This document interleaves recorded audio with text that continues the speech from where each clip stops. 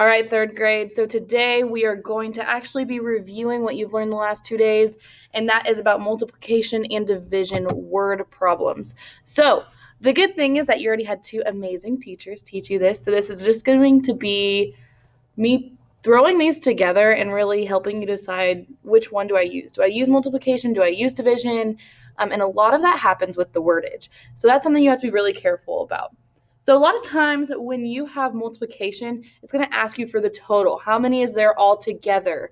And so from that, I always like to draw pictures still just so I can see kind of what's going on. So an example that you can see is Harry has 6 boxes of chalk. So his 6 boxes, we know 1, 2, 3, 4, 5, and 6. Hopefully you can see it. There we go. And it says, in these boxes, there are 4 pieces of chalk in each box. How many pieces of chalk is there all together? So that is your key word. Like, the flags in your brain should be going off, and that should tell you, oh my gosh, I'm going to multiply. That's going to be the easiest way. And so we could draw our 4 pieces of chalk in each.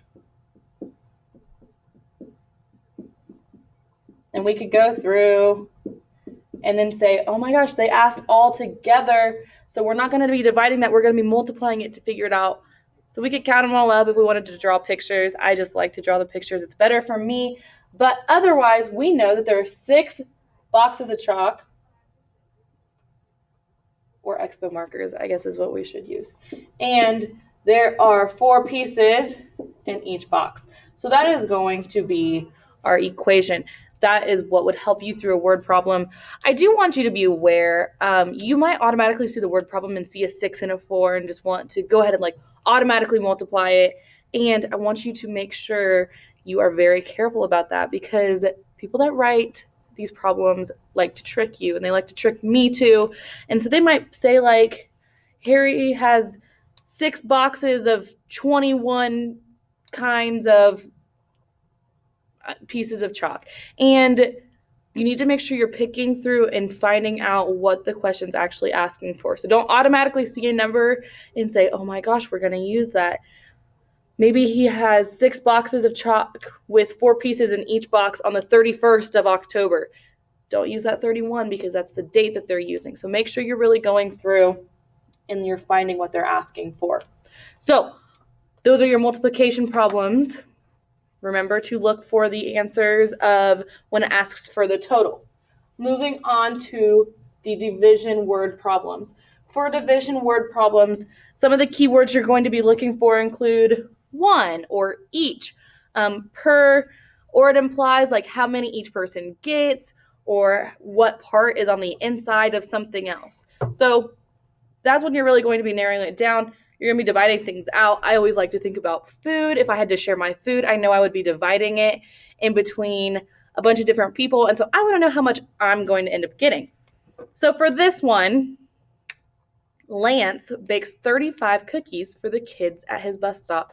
So there are 35 cookies made. I know that. I probably counted them 3 times just to make sure. And Lance has 7 kids at his bus stop.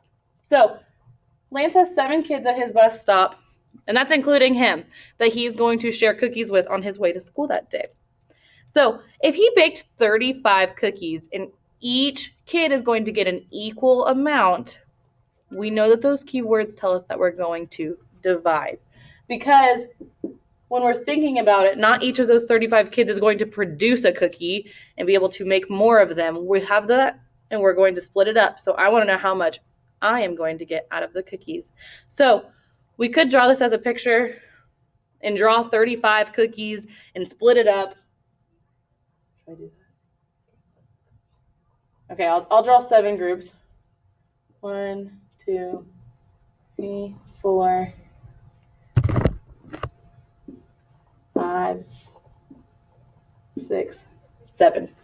So these are me and all my friends, and we're trying to figure out who gets how many cookies. So we can just go through and count.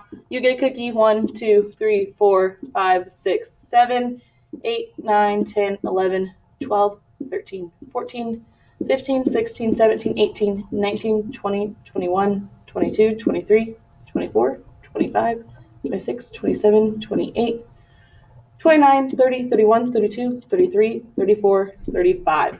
So by the end of that bus stop, we see that this one's me.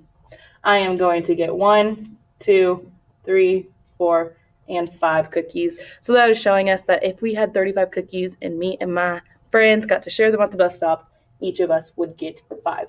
So I know that these amazing teachers already taught you this. I just wanted to review that with you today. Make sure you are deciding whether or not you are finding all of them as a whole, or if you're dividing them amongst your friends or whatever they are dividing them amongst.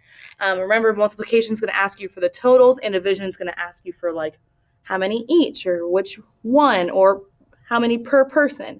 And those are some of your key words. Good luck, third grade.